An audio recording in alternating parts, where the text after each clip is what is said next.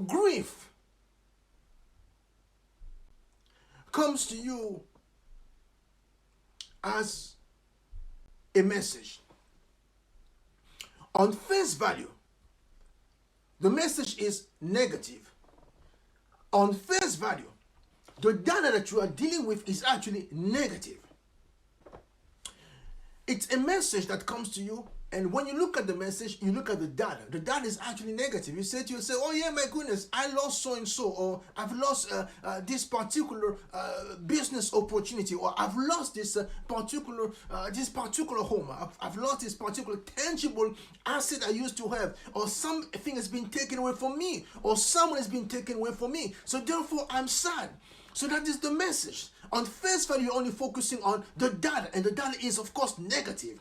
But thank God for languages, because the language goes beyond that. The language says, yes, there is what you see with your naked eye, and there's also what you cannot see. This is why they simply use now the word metas, which is M-E-T-A. Greek simply meaning beyond. So beyond what you see, so beyond the data, so the metadata, so beyond what you see, there's also another message you need to actually comprehend, or you need to actually access as far as what grief is giving you. And when you access the metadata, you get into a place far beyond what you can see, hear, smell, or touch with your naked eye or your senses. You're gonna come there to see that yes, this negative message, this negative situation was actually the secret or mystical gateway into something completely beyond what you could possibly imagine as far as your next dimension is concerned.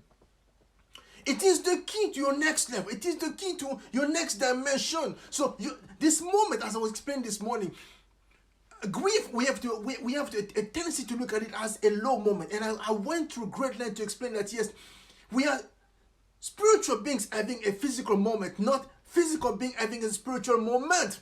Because once you understand that you are first and foremost a spiritual being, you're going to come to realize that yes, what you perceive as your lowest moment in this realm is actually your highest moment. It can potentially be your highest moment if you can just learn how to operate and to navigate in the spirit realm. Let me just break it down.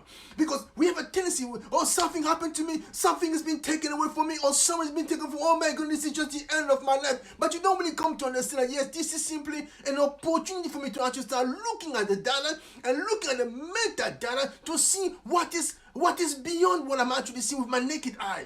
Because once you see that, you're going to come to realize that yes, this was simply the beginning of the most magnificent chapter as far as my life is concerned.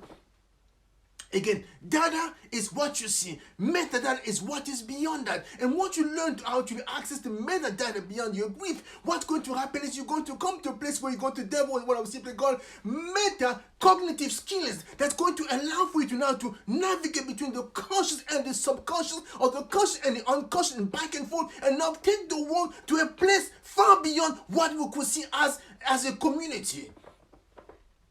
Again, let's just break it down.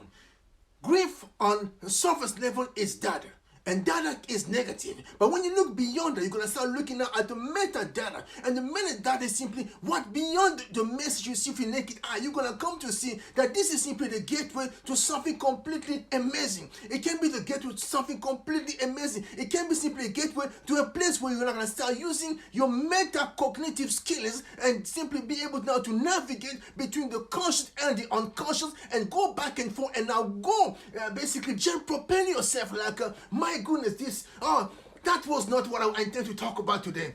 I did not intend to talk about the gentleman today, but that's basically how this guy by the name of Leonardo da Vinci was now able to now jet propel himself 500 years down the line, because he was now able to access the meta-cognitive skills and simply use his imagination to propel himself in the future and see what was going to come down the road.